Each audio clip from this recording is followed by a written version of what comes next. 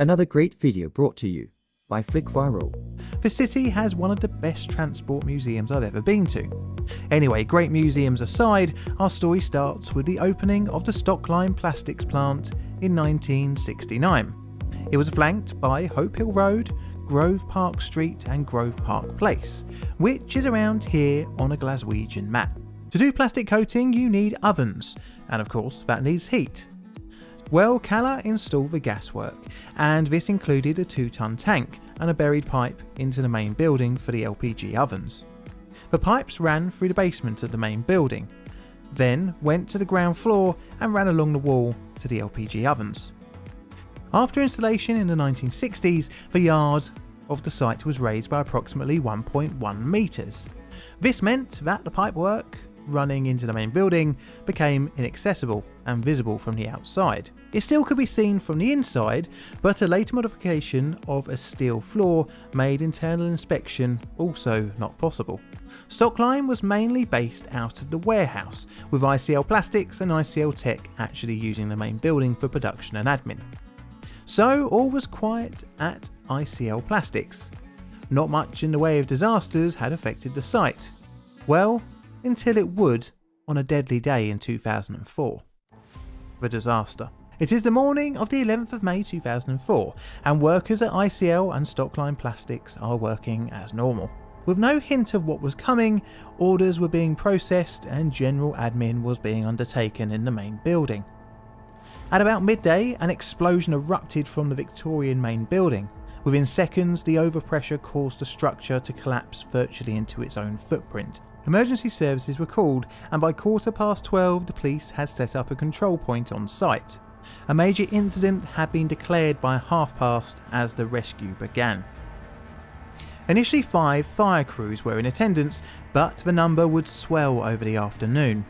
Triage was set up nearby for the injured, of which there were many. Debris had scattered the buildings and into the nearby streets. By 9 PM the last survivor was recovered, leaving a total of 9 losing their lives and 37 injured. In total, 300 emergency workers would assist in the rescue and recovery efforts. The site was handed over to the police, and thus the cause of the disaster could be investigated. Fire investigators and the police scoured the disaster site looking for any hints as to the cause. The report into the disaster would be provided by the Health and Safety Executive. They are the government organisation that usually investigates these kind of things.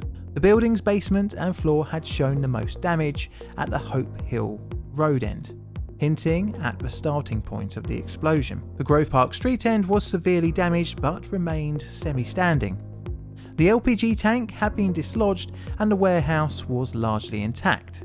This allowed investigators to zero in on the epicentre. The concrete floor was destroyed in the main building. This damage was a hallmark of a large sudden force that would be produced by an explosion, for example, from below the steel floor. This pointed the finger at the LPG storage and plumbing situation at ICL Plastics. Needless to say, it was time to dig up the pipework for a thorough inspection, and what they found was a smoking gun of sorts. Upon excavation, they found the pipe to be severely corroded, where it made its way into the basement of the main building.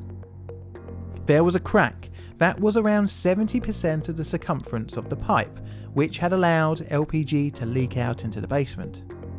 It was found that the soil around this section of pipe nearest the building was highly corrosive, due to the high runoff of rainwater from the building. But who was to blame? Well, criminal and civil proceedings, unsurprisingly, would come next.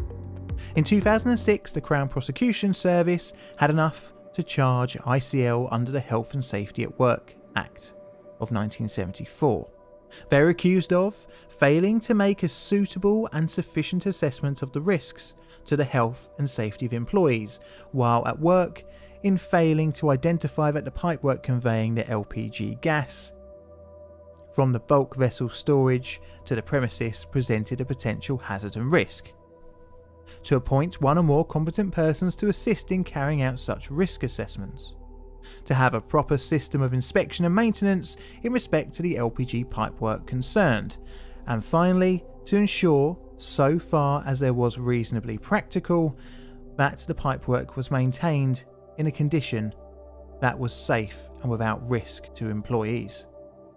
The next year, on the 17th of August 2007, at Glasgow High Court, ICL pled guilty to the charges, and the two companies under ICL Group, ICL Tech and ICL Plastics, were ordered to pay £200,000 each in fines.